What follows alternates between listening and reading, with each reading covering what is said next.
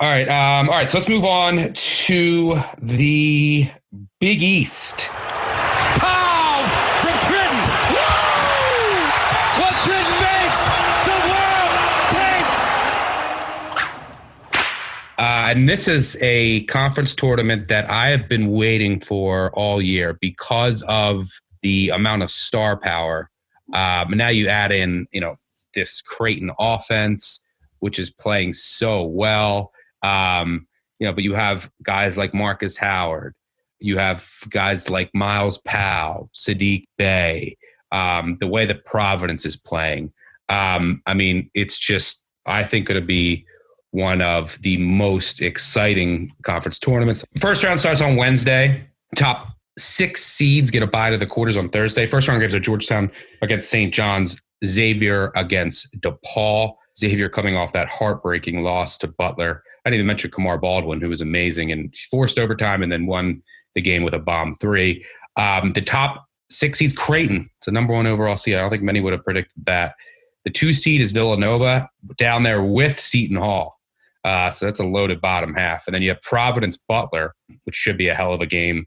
I think Providence actually matches up really well with Butler. It's a Providence team that's playing extremely good basketball. They've made some runs here at the Big East tournament, which for those who have been living under the rocks at Madison Square Garden in New York City. But Providence has won 6 in a row. They won at Butler. They lost at Butler earlier this year, but they couldn't make a layup. Their offense is playing a lot more confident now. They beat Butler 3 times last year. So that's something to keep in mind. So if Providence does get through Butler, which I think they do, they will face Creighton, assuming Creighton gets by either Georgetown or St. John's. St. John's is playing better here of late. The St. John's just beat Creighton up in New York. I know it wasn't at the Garden by like 20. So maybe that's an interesting game. And then on the bottom half, if Seton Hall against Marquette, you would think, going to continue their dive. They're dying once again. So let's start there. What looks like is going to be a Villanova-Seton Hall semifinal game. Maybe Xavier can throw a wrench in and beat Nova.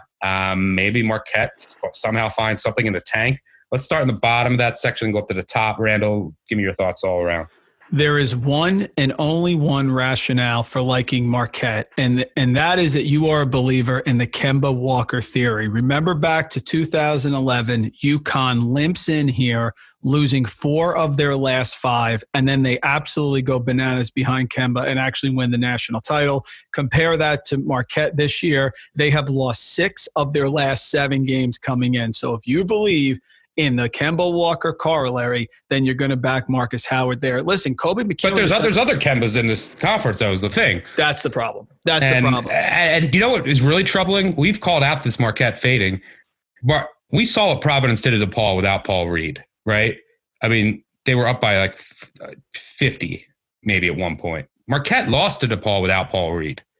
I mean, it's even more troubling seeing what DePaul did without Paul Reed against Providence. Look ahead. Yeah, I am not on the Marquette bandwagon, but if you believe in that, I guess that's fine. I think Seton Hall gets by them. I don't see Villanova losing to DePaul or Xavier. Xavier without Scruggs has really struggled. Najee Marshall's been unbelievable, by the way. That was an incredible game going back and forth with Baldwin. Baldwin hit the 3 to win the game, but he's been tremendous, but they're not at full strength. So I see Villanova, Seton Hall easily going through on the bottom. You nailed it, Stuck. The ones that I like, it's Providence. You're getting 7-1 odds on a Providence team that has won 6 games in a row. We got Ed Cooley magic with the pants splitting again, maybe. Who knows? They're hot. They're playing well. They've won on the road. They have 2 wins on the road here. They beat Georgetown on the road, and they beat Villanova on the road. They're playing really well. Alpha Diallo can get a bucket whenever he wants. That's a team I'm focusing on. And listen, I love Creighton. I don't think Creighton stumbles at the Garden against St. John's. I agree. It was a bad loss, but that was also a Carnesecca Arena. So I think Creighton takes care of business. So for all this, even though Butler is scary, I see it as Creighton, Providence, Villanova, Seton Hall.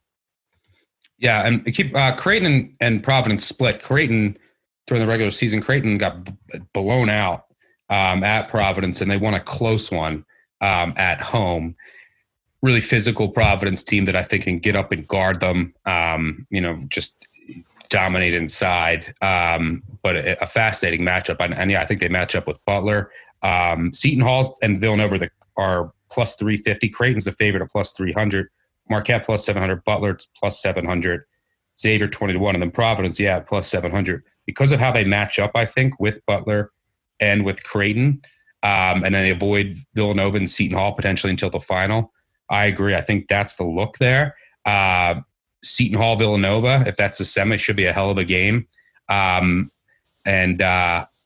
have Seton Hall rated better than Villanova. I think they would win that game in the Garden. And so I'm going to call here a Seton Hall Providence final. Seton Hall wins it. I took some Seton Hall, a little bit of some Seton Hall and some Providence futures for what it's worth. Colin, what do you see anything around the Big East? Let's talk about the biggest story in the Big East, or at least in my eyes, what we started to talk about when we started podcasting when college football season ended and we hopped into college basketball. What is this Creighton three-point shooting? Holy cow. And it just has not let up. I mean, it keeps going. They just shot 54% against Seton Hall the other night. So they're not in a funk, and I don't expect this to stop. But who are the two teams that are the best in the Big East at stopping the three-point shot? Xavier and Providence. And it shows because Providence just came up short by 4 points at Creighton, and then they blew them out when they hosted them. So Providence absolutely over Creighton. I love them to represent that top half in the finals of this game. And then on the bottom, I'm going Villanova. Now, I mean, we can argue Villanova, Seton Hall all day. You guys know I have no love for Marquette, and we're definitely never going to mention DePaul ever again after this podcast. But Villanova has won in conference play 7 of their last 8 games on the road. They love to be away from home. They're comfortable in other people's environments. There's no stage that scares them whatsoever. I mean, the fact that they're 7 of 8 on the road to me, just straight up, not even against the spread, just straight up on the road is very impressive to me. So I'm going to take Nova and Providence, and I'll take Nova to beat Providence in the final. Your prediction, Randall? I think there's one mismatch stuck with Seton Hall, Villanova, and that's the coach, Kevin Willard. I also don't like that. I think Miles Powell has not been as explosive lately. They're talking about tendonitis in his knee. Yeah, him and McKnight. That is a worry for the tournament. I kind of want, personally, with the Seton Hall future, I kind of want them to lose to Marquette. But I know they beat them easily, but just rest up and get their knees better. I'm going to roll with Providence. I think Providence is hot. I think that's a great game against Creighton because I think Creighton shows up. I don't think they're going to slow down from 3. I think Providence is just going to get by them, and they're going to play Villanova. And I'll take Providence to win the Big East tournament. There you have it. A lot of love for PC, who I think is a lock in the tournament. Is Marquette now on the bubble? I mean, they'll put him in. That'll be a perfect playing game, right? If they really fall apart here with Marcus Howard. Yeah, that's true. We're going to get a Marquette, Arkansas NIT final. Over. It might be best if Marquette loses this and just sneaks in anyway. But with them wearing down here, they exerted all that energy, put up 60 points in the second half and still lose to St. John's.